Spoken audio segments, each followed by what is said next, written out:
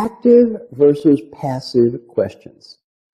My daughter is Dr. Kelly Goldsmith, a professor of marketing at the Kellogg School of Management. You may have actually seen my daughter Kelly before. Kelly is a graduate of Duke University, was on the American TV show Survivor Africa. If you saw the third season of Survivor, she was one of the little survivors. She worked with Mark Burnett after that, the famous reality TV producer, for 2 years. Then she went back and got her PhD at Yale University, and now she's a marketing professor at the #1 ranked Kellogg School of Northwestern.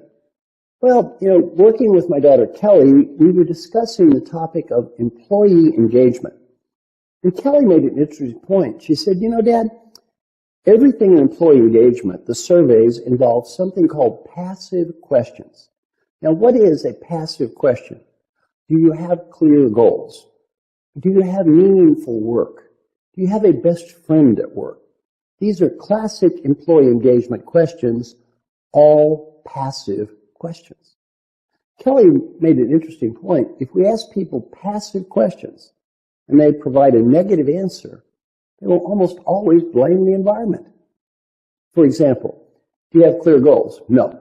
Well, why not? The company's confused. Do you have meaningful work? No. They make me do trivia. Do you have a best friend at work? Oh, no. They're all jerks. If we ask a passive question, we almost always get an answer. If it's negative, it blames the environment. Kelly taught me the value of something called active questions.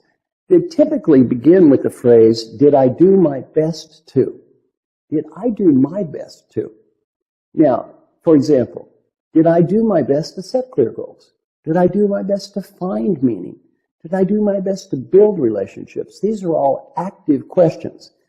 And back to the daily question idea, which I highly recommend, let me describe the quality of the hardest question you could ask yourself every day. The 4 qualities. Number 1, you write your own question. You might say, why is it hard to answer a question if I wrote the question?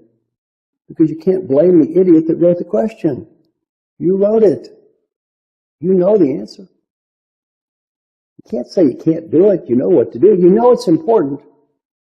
And all you have to do to make a high score is try. All you have to do is try. Pretty much every day I fail at least one question, and I wrote the question, I know the answer, I know it's important, I didn't even try. Why is this so hard?